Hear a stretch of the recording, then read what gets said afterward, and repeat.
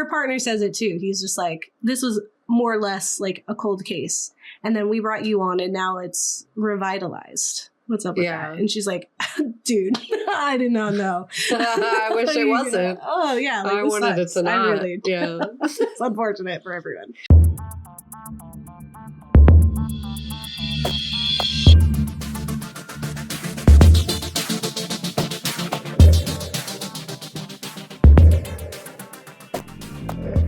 Hi, I'm Kat. And I'm Special Agent Gabe Castro. And we're the Ghouls Next Door. Detective and doll next door. Yeah. Talking about spooky stuff. You can see because of the thing. Yeah, Kat's a doll. It's always a doll, you know? I never aged. Never grew up. Never grew up. Just a baby. And that's good, I guess. We're the Ghouls Next Door, the media literacy show from a horror lens. We explore the real-life, historical, sociological influences behind our fears. And continuing in our Satanic Panic series, we're talking about the newer release, came out this year, Longlegs. Longlegs is part of the reason why we started doing the Satanic Panic series. I was like, why is there so much Satanic Panic in the media this year? Because there were 3 films this year that were involving Satanic Panic in some degree. At least 3 that I saw. There could be more. So, that, you know, we're covering in a variety of ways. So I hope it keeps us from going back. I don't want us to do another, like, in terms of, like, the society. I would like society to not do another one. We have different versions of Satanic Panic. Yeah, I just want everyone to calm down. Yeah. Well, it's, you know, it's like we talked about with The Witch. It just takes different labels, but it's the same thing. It's just a new coding of what we're labeling others so that we can, you know, justify our crucifying of them.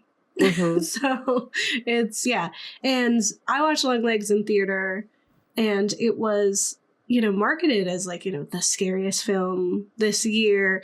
And I will say this, the marketing for the film, especially the ones on TikTok, were really, really great. They did an amazing job. I was like, oh my God, this looks scary. I was expecting more found footage level, because what drew me in was like the 911 call from like the dad. I thought there'd just be more of that.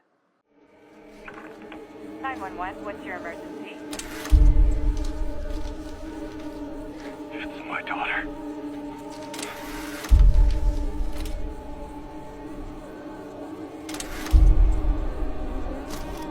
I gotta be quiet. Sir, can you stay on the line with me?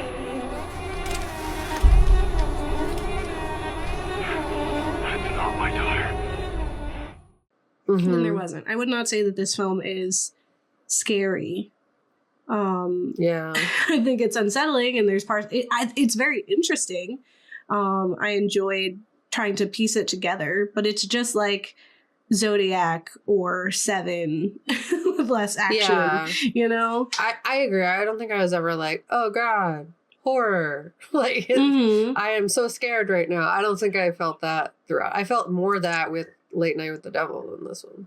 Yeah. And I mean, those are super different. I think Late Night is supposed to be camp and that, and we'll talk about that next week.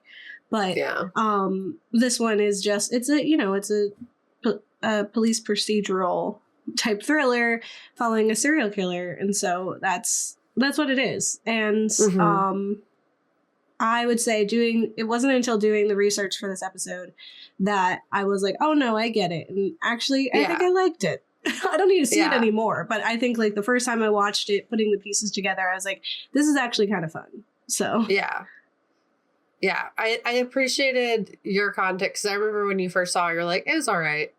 Like, you weren't thrilled about it, and that kind of set my expectations, which made me like actually like enjoy myself. If I went in thinking this was the scariest movie of the year and this is going to be the best horror film I've ever watched, I would have been very disappointed. But because I didn't have that context, I was like, this is a good movie. I enjoyed watching this one time. Yeah. So, Yeah. Use I think this if it headspace wasn't, to guide you as you go into it if you haven't seen it yet. yeah, if you were suckered into it's the scariest movie of the summer or whatever, and you were disappointed, let us know. Otherwise, if you thought it was really great, let us know too. I think it's interesting to think about what people got from it. And I don't know, I hope you like, I was like, I think I get it now. I think I get it. Yeah. And I actually really appreciate it. Yeah. No, I'd agree. That's why learning about media analysis is important, because it helps you like stuff more or dislike stuff more, depending. Yeah, exactly. So let's hop in. Why don't we do that? So Longlegs, like we said, is from 2024, and it's about, in a pursuit of a serial killer, an FBI agent uncovers a series of occult clues that she must solve to end his terrifying killing spree, and it's directed by Osgood Perkins. So Longlegs is a psychological thriller about a supernatural satanic panic killer who murders without ever touching his victims, which is what's really interesting about it. You're like, wait, how does he get in? What's happening? Yeah. And the film is a slow burn, unsettling in both themes and approach to the world. And it follows Special Agent Lee Harker, who's played by Micah Monroe, as she investigates the elusive and mysterious Longlegs, played by Nicolas Cage. Quite unbelievable performance. He's super weird, and he was having fun. Yeah. He was having fun with this part. Let me in now, and it can be nice. Make me go now, and I have to come back. Not once, not twice, but as many times as I like. Everything was very intentional. So, and she's tasked with tracking down the serial killer linked to a string of gruesome murder-suicides where entire families have been brutally slaughtered in ways that suggest a dark connection to the occult. And this killer proves more difficult than most, as the cases have far more questions than answers, many of which seem supernatural or otherworldly. And Harker is brought into the case as a fresh pair of eyes, putting her on a collision course with both the killer and her own darkest fears. The birthday murders, which is what they're called, are a series of murders spanning decades in the Pacific Northwest, following the same chilling pattern where a father kills his entire family before taking his own life. And these tragedies always occur within 6 days of the daughter's 9th birthday, which unfailingly falls on the 14th of the month. And at each crime scene, a cipher signed Longlegs is left behind, adding a sinister signature to the horrific events. And that's where like the kind of Zodiac level of it comes through. Like he made his own little code. The serial killers in movies are always way more interesting and less lame. Yeah. real serial killers, super lame. Let me tell you. Yeah. Even for Harker, who exhibits a special talent, this like smidge of premonition conveyed by intense gut feelings, the birthday murders prove a difficult case, and Harker discovers that her suspect is not only a Satanist, but also a doll maker, adding an extra unsettling layer to the darkness. She also believes that there is someone working with Longlegs, that he's not doing this himself, and that there's some kind of cahoots going on. Despite her diligence and knack for moving forward, Longlegs seems to maintain the upper hand, roping Harker into the case with a seemingly intimate knowledge of her life and experiences, operating both in the darkness and what feels like right under her nose. And as Harker digs deeper into the twisted mystery, she realizes that Longlegs is always one step ahead, pulling her further into a nightmarish game that blurs the line between the supernatural and reality, leaving her questioning not only the case, but her own sanity and her role in the whole case. Because he starts getting really close and personal. It's like, why do you know me? You know? Yeah. He like sent her a birthday card immediately when she gets on the case. And then it's like, her partner says it too. He's just like, this was more or less like a cold case. And then we brought you on and now it's revitalized. What's up with that? And she's like, dude, I did not know. I wish it wasn't. Oh, yeah. Like, I wanted it to not. I really do. It's unfortunate for everyone. So, listeners, are you still saying your prayers? In an article on Christ in Pop Culture titled Longlegs, Satanism, and Our Need for Cosmic Justice, writer Justin Bauer critiques Longlegs for presenting Satanism as a primary villain while leaving the hero ill-equipped to confront it. Which, yeah, I mean, that's true. What do you expect? The film concludes without providing justice or closure for its victims, including Harker, and highlights a bleak reality where serial killers evade accountability and dark forces of Satanism wield greater influence than we realize. We found that kind of in all of the films, I guess except Maxine, because that was like nothing. But as we explore Satanic Panic, all the movies are like, Satan always wins. Yeah, Satan, you can't beat him. Mm-hmm. So why not join him? You know, that's what you got it. That's this movie for sure. And I will say that I will have spoilers in my section. Big spoilers. The big reveal. So if you are someone who does not want spoilers, please avoid this episode. Here's your official warning. It's happening. This idea that Satan has, greater influence, right? There's this absence of resolution that creates a grim worldview, suggesting that some horrors are beyond understanding or control. And Bauer argues that Longlegs Satanism is unrealistic in that it posits a world where the best defense against hell is a frightened cop with a gun, which was more or less the only part of his article I agreed with.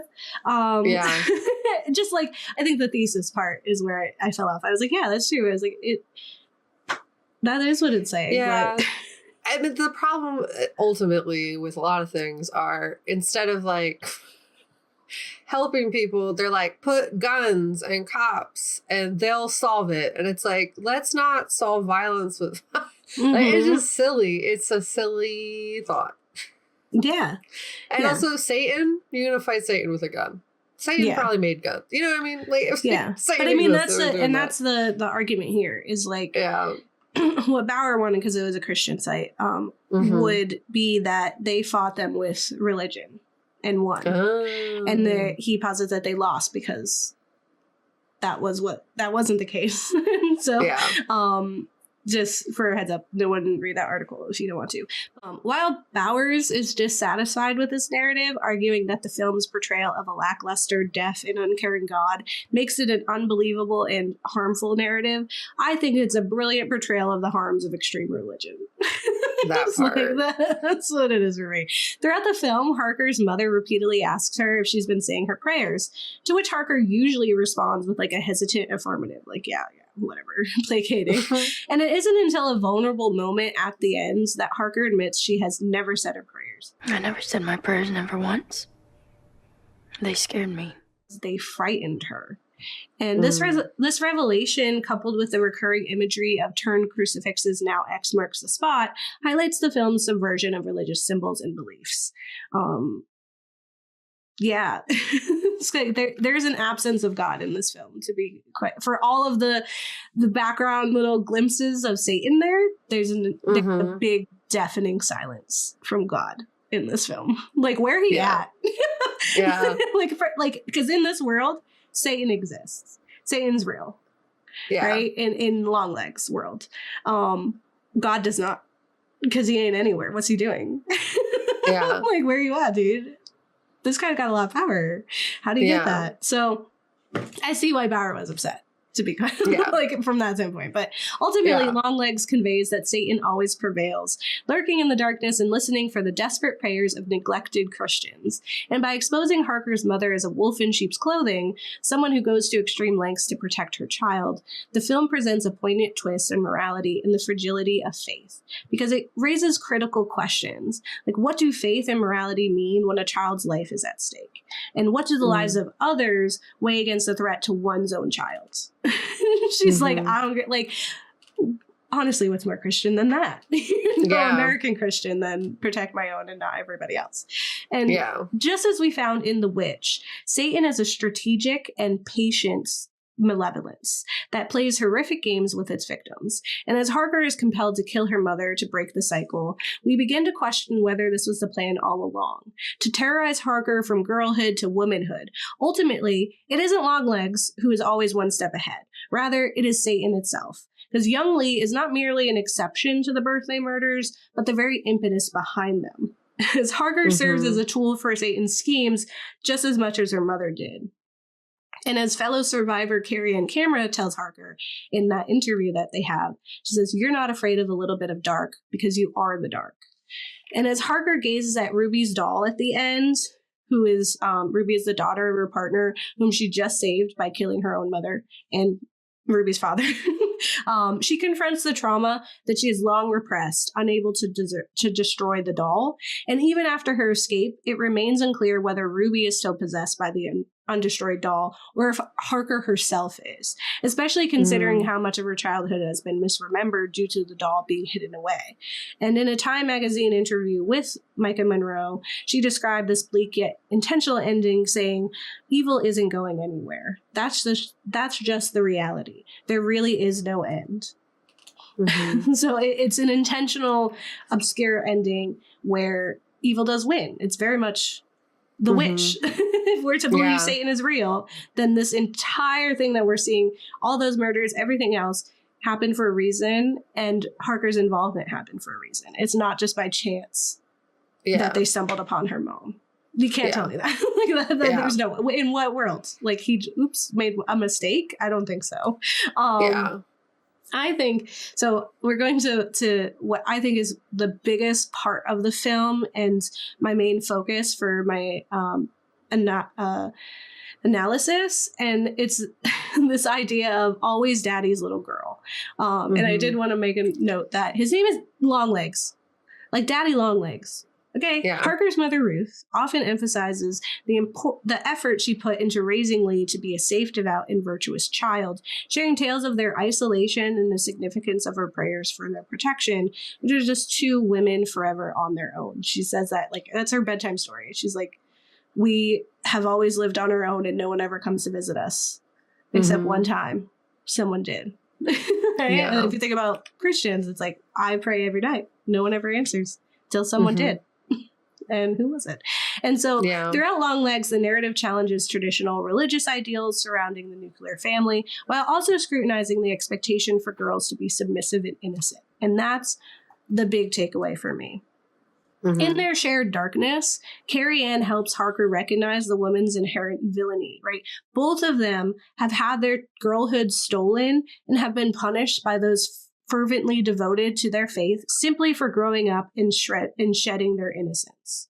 So they had the audacity to live past childhood, right? And it's intentional that Longlegs targets young girls on the brink of womanhood, right? Those celebrating their 9th birthday. And a chilling piece of evidence in the case includes a 911 recording of a father's desperate plea that isn't my daughter. And each of these fathers turned murderers confronts the transformation of their daughters from innocent, docile children into independent individuals with their own thoughts, feelings, and desires.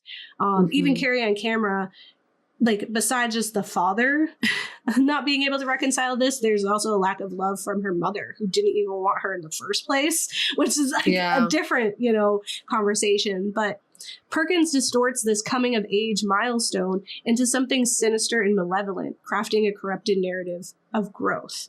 And even the glam rock anthem, Get It On, Bang a Gong by T-Rex, frames the film. Its gritty sound reminiscent of the Satanic Panic era, when rock music was believed to contain hidden subliminal messages. But more than that, the unsettling contrast in the lyrics, "You've got the teeth of the Hydra upon you, you're dirty, sweet, and you're my girl," lingers disturbingly. Like, it talks about you're a girl and girlishness, but there's also dirtiness and possession in that song as well, in that it is a song about sex.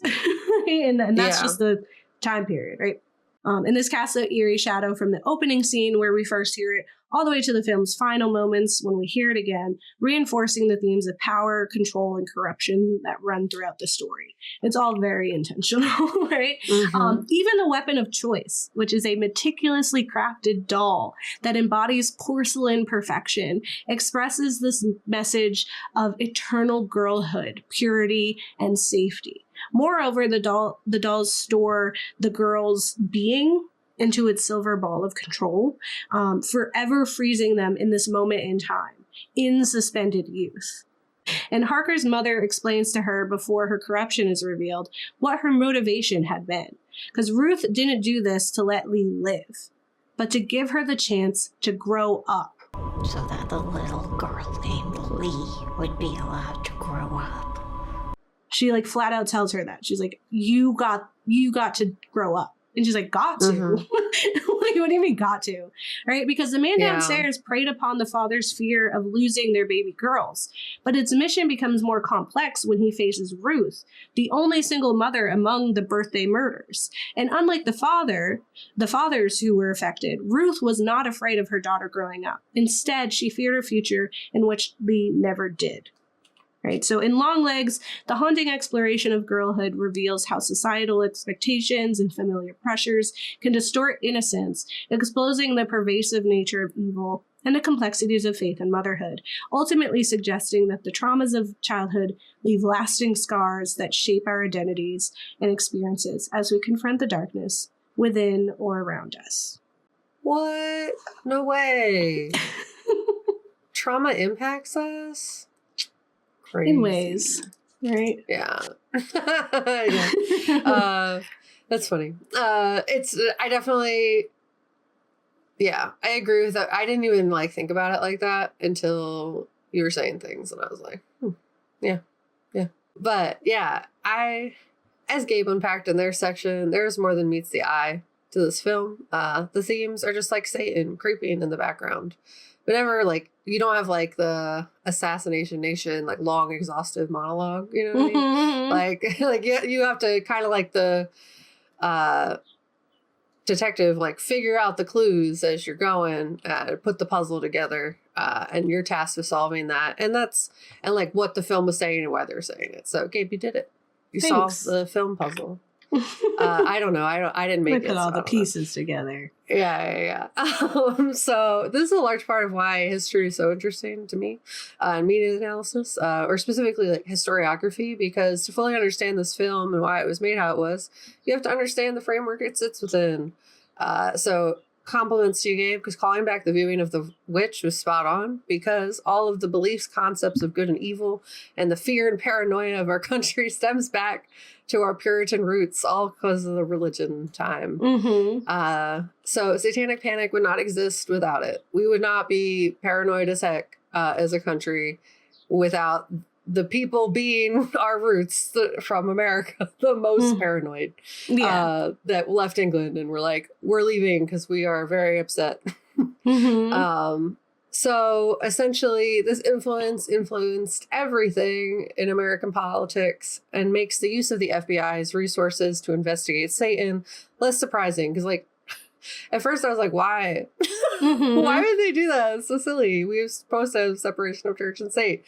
But then, like, when you really think about the motivations and also like our history, it makes a lot more sense. Also, like the CIA spending millions of dollars to find out if the government could train psychics to benefit the country. Wow. Well, it's like, what is the biggest threat to American like culture? It is Satan. It's a corruption of faith. It's literally like our Pledge of Allegiance and all of that. God is everywhere. Yeah. So if we are forsaking God, like, it's the whole thing.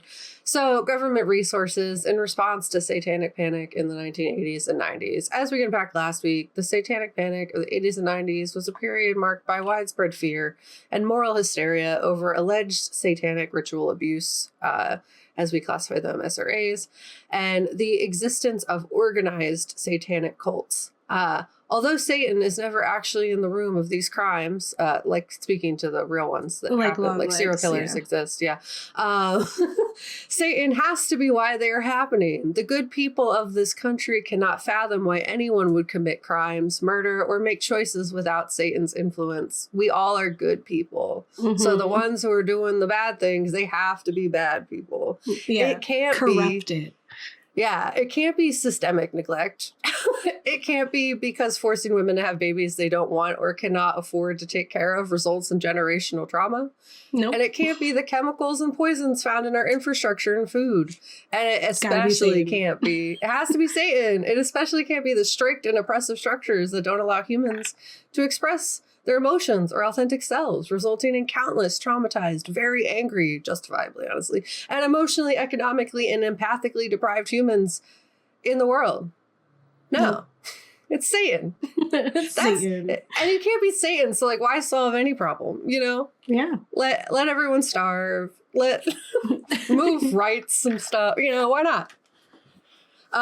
So it's just fun. It's like kind of how Maxine flips the script of like the cult is the religion, not the people outside of it. Yeah. It's not actually Satan. It's like y'all are doing a lot in God's name that God did not ask for. Yeah. So, as we discussed last week with Suspiria, we also have generations that were impacted by the self-soothe, cry it out, but with like out you stand in there kind of thing. Like methods of the 1920s, like Germany, America also had their own "Don't Be Nice to Babies" doctor that influenced parenting for generations. You want to know why boomers are like how they are? Why they're like that? Yeah. So behavioralist John Watson in 1928 took up the crusade against affection as president of the American. It sounds made up. I'm gonna laugh throughout this story because it's a real horrible thing. Real, it happened. That happened. But he took up a crusade against affection as president of the American Psychological Association, and he applied the mechanistic paradigm of behavioralism to child rearing, warning about the dangers of too much motherly love, which I found in a Psychology Today article titled basically the dangers of crying it out. So they go on to say the 20th century was the time when men of science were assumed to know better than mothers, grandmothers, and families about how to raise a child. We think back to the witchcraft, you know, how they were destabilizing and using witchcraft as a reason to kill midwives and stuff like that. We just keep doing the same thing. Right. And can we pause? Because it says like, this is back in the day when doctors thought that they knew more than mothers. That's persists. They literally just in recent months decided to like take brain scans of a woman before, during, and after she was pregnant to show like what baby brain does and how long it takes for you to bounce back, like your mental capacity. Just recently, a woman was like, "We should probably be doing that." Like, it's persists. It persists. Yeah, we couldn't think about the 1970s. A lot changed then. We didn't have a lot of rights. So too much kindness to a baby would result in a whiny, dependent, failed human being. Funny how the experts got away with this with no evidence to back it up. Instead, there is evidence all around, then and now, showing the opposite to be true. A government pamphlet from the time recommended that mothering meant holding the baby quietly in tranquility-inducing positions, and that the mother should stop immediately if her arms feel tired, because the baby is never to inconvenience the adult. A baby older than 6 months should be taught to sit silently in the crib. Otherwise, he may need to be constantly watched and entertained by the mother. A serious waste of time. Kids should be seen, not heard. What in the negative connotation of dependent? Like they're literally dependent on you. Like they will literally die. And the fact that like having a dependent baby is a negative. Like, I brought this being into the world who cannot fend for themselves. They're literally the definition of dependent. Yeah, and it was just like, babies are an imposition upon you. Basically, like, do not have them because you have no choice. But also hate it the entire time. Hate that baby. How dare they cry? So essentially, that's what they said about babies. And we wonder, why a lot of babies did not grow up with a lot of empathy, and therefore generations upon generations of this method being used messed some people up, you know? Mm-hmm. To clarify, being traumatized does not create serial killers. It is a perfect storm of many factors, including chemicals, physical, and environmental impacts. There's a lot that has to go into making a serial killer. You don't just get traumatized and you wake up and you're like, I'm gonna go kill some people. Mm-hmm. That's not how it works. We all react to trauma differently. Some trauma increases our empathy and other kinds decreases it. But removing empathy from early stages of development does greatly impact behavior. There was like this educational paper that went into like how empathy development specifically impacts like, or the increase of violent behavior, just because you don't have like compassion because you weren't given the skills to do that. And that once you teach empathy and you build that later in life, like you can have better results. There is some stuff that like brain damage or like falls or like damage to the prefrontal cortex, lobe, and amygdala and stuff like that can permanently mess you up that, you know, can't be healed from. But there's lots of cases where your brain is plastic. You can reactivate those neurons with effort. Additionally, the paranoia felt collectively by the public is nothing new within American society. Our country has had many paranoia-fueled hunts over its history, and this time period was in the midst of the Cold War, post-McCarthyism Red Scare, and many were already feeling hella paranoid. This paranoia, combined with the growing two-parent workforce, left many families stressed over the safety and morality of their children. And it's funny, kudos to you, Gabe, as a producer, because our Generations Horror series really helped set the foundation for this one. Turns out it all connects. So with institutions and power validating this fear time and time again, the fear spread. The fear was wielded by many to gain power, influence, and financial gain, and this was, at the end of the day, oh so American. And this period had significant implications for various American institutions, which is what the core of my focus will be, which is how the FBI, CIA, and the broader government basically said, Satan's real, let's fight him together. You guys are scared for good reason. Kind of like that guy said, let your babies cry it out. You know, the experts are not always actually experts at the end of the day. So the response to these fears involved substantial allocation of resources, extensive investigations, and the government taking up the cause to save America's collective souls. And, you know, we couldn't let Russia win. No, so, can't have it. All of which had profound impacts in public perception and societal culture. The bulk of the country is generally not going to think like the government's going to poison them or the government's going to tell them to traumatize their babies. Like they're thinking like the thing said by what is quote unquote experts is going to be the thing that helps you, is going to be the thing that keeps you safe, and that trust in those institutions is ultimately how we got where we are. So the FBI and CIA's involvement in Satanic Panic is interesting. So the FBI played a central role in investigating claims of satanic ritual abuse, as we kind of see in the film. One of the most notable figures in these investigations was Special Agent Ken Lanning, who became an informal clearinghouse for many SRA cases. Lanning served as a supervisory special agent in the FBI's Behavioral Science Unit at Quantico, Virginia, where he specialized in studying child molesters, serial killers, and other violent criminals, and specifically was very skeptic of Satan being the reason. So he was kind of like being skeptical of what was happening. Like, we are investigating Satan, but I don't think it's that. Is basically he was the Scully. Doing. Yeah. So Lanning's skepticism was crucial. He released an investigative guide in 1992 that questioned the validity of these claims. And despite extensive efforts by 1994, researchers found that investigators could not substantiate any of the roughly 12,000 accusations of group cult sexual abuse based on satanic rituals. Yeah, that's not to say sexual abuse didn't happen. Yeah, it did, but it wasn't because of Satan. Yeah. It was because of all the other things that I said earlier. Or Christianity, even Catholicism. Yeah, genuinely, yeah. Because you're trusting experts who are actually the ones enacting harm. Yeah, they're wielding power to manipulate and gain access. And when predators have power and access, they're gonna do predator things.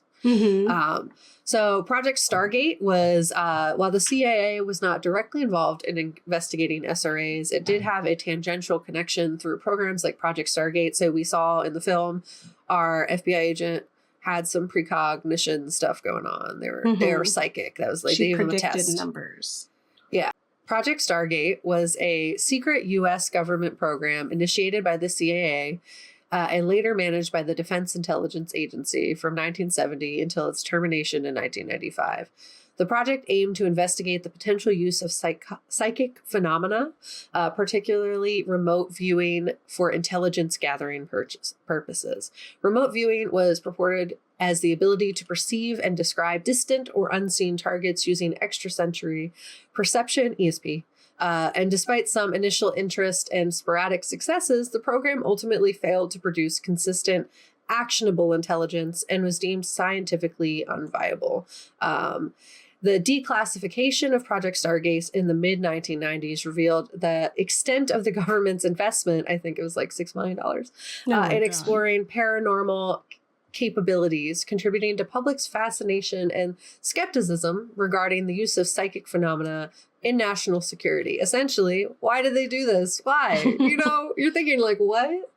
Project Stargate was initiated primarily due to the Cold War era concerns and the competitive nature of U.S.-Soviet rivalry. So during the 1970s, intelligence reports suggested that the Soviet Union was investing significant resources into researching and developing psychic phenomena, including remote viewing for espionage and military purposes. So basically, Russia was like, well, let's tell them this.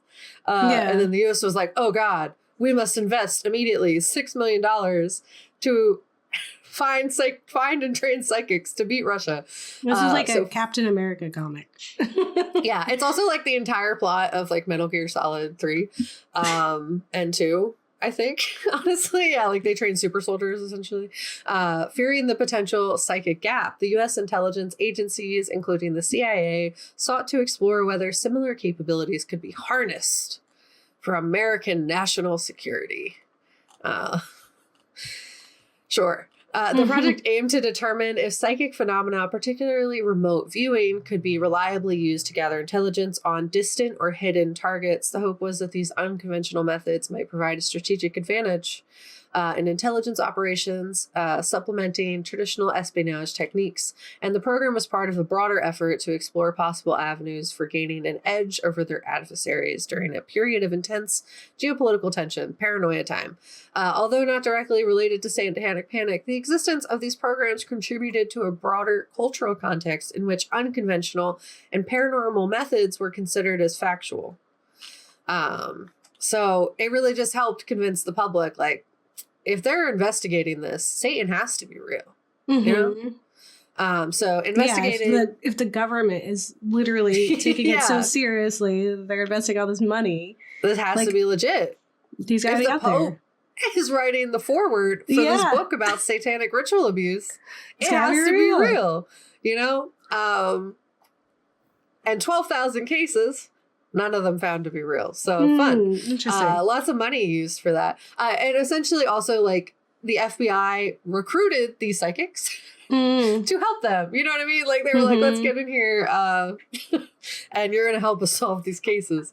So several high profile cases during this period were influenced by the Satanic Panic. We mentioned them a little bit before. These include the McMartin preschool trial, the West Memphis 3 case, and the Kern County child abuse cases. These investigations often involved extensive legal actions with millions of dollars spent on prosecutions. Despite the lack of concrete evidence, these cases led to numerous imprisonments and significant trauma for the families involved. Essentially, the fear of satanic cults also influenced investigations into serial killers. Cases like Richard Ramirez, the Night Stalker, were often sensationalized with claims of satanic involvement.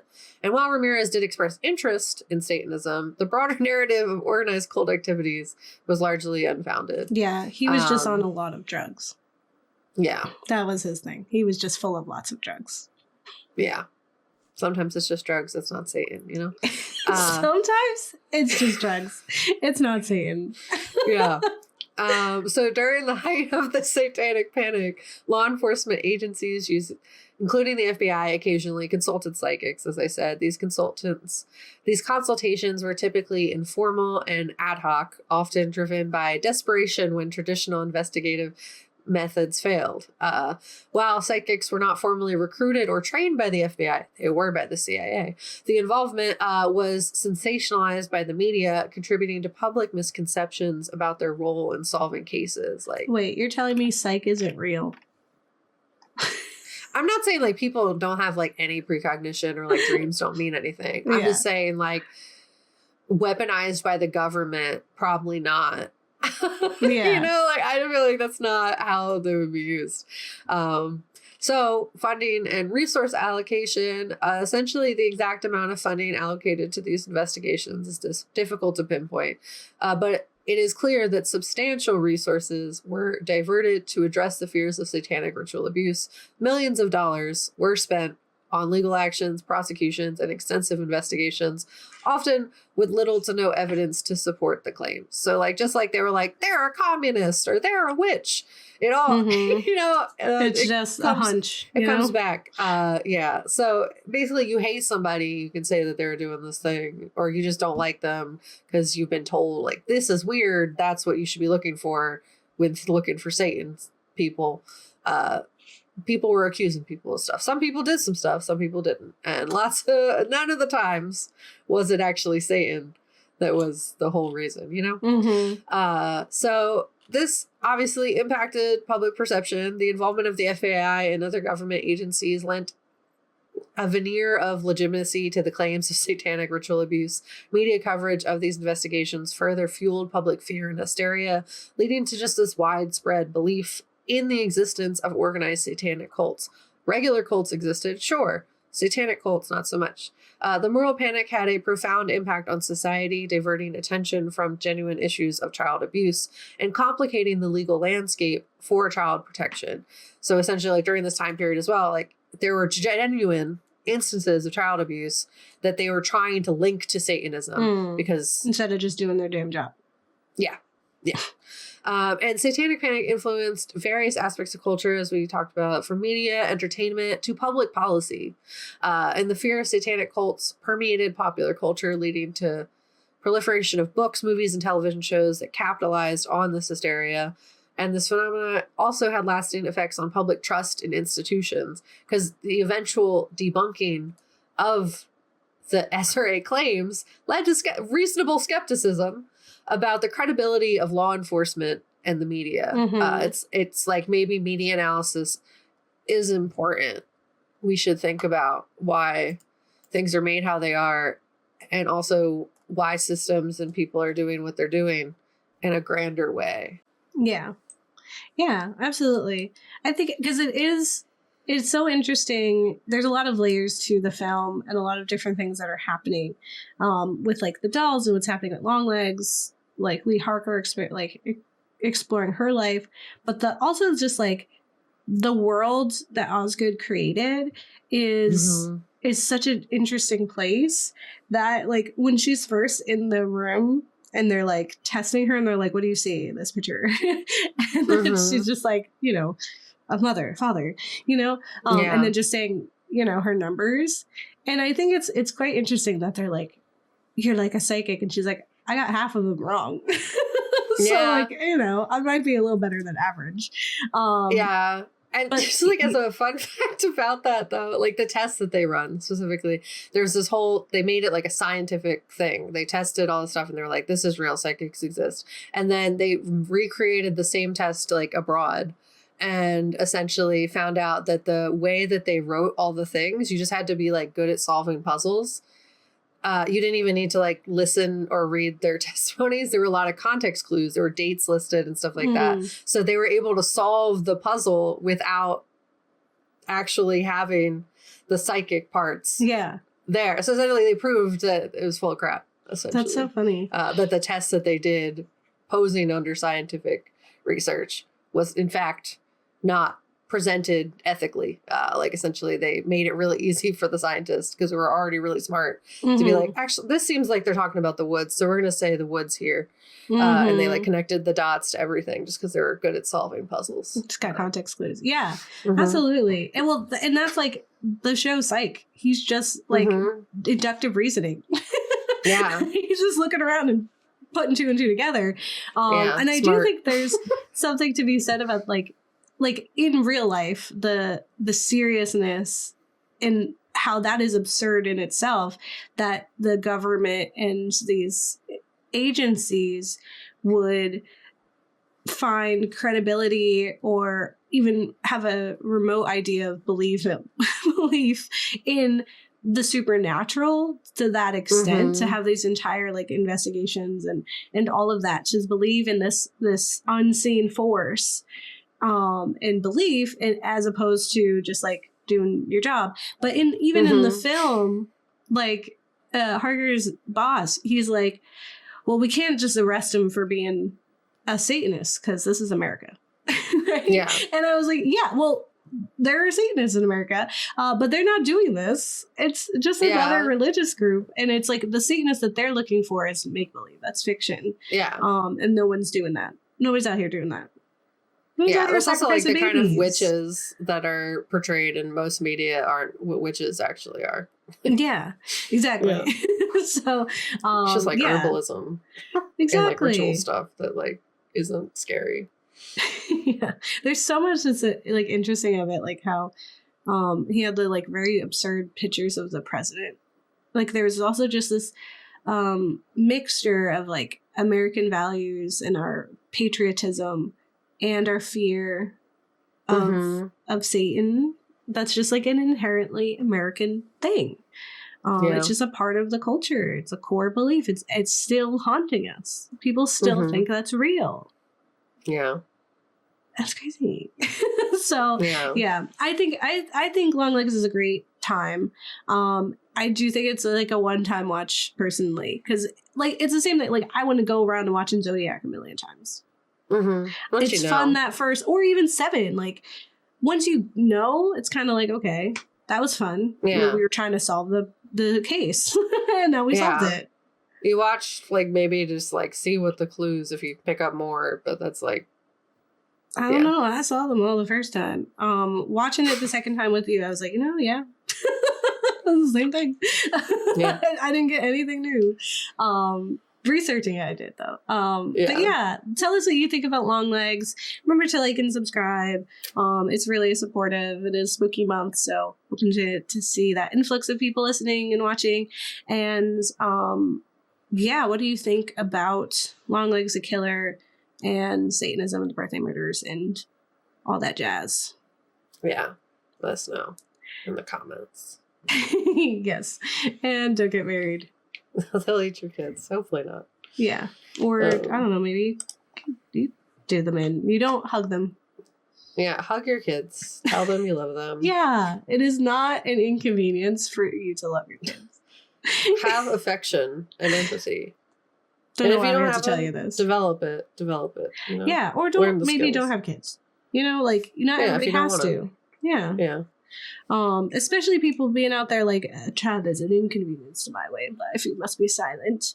If that's you, don't have it. Don't do it. Nobody wants to be here and not be appreciated for being here. Yeah. Okay. Bye. Bye.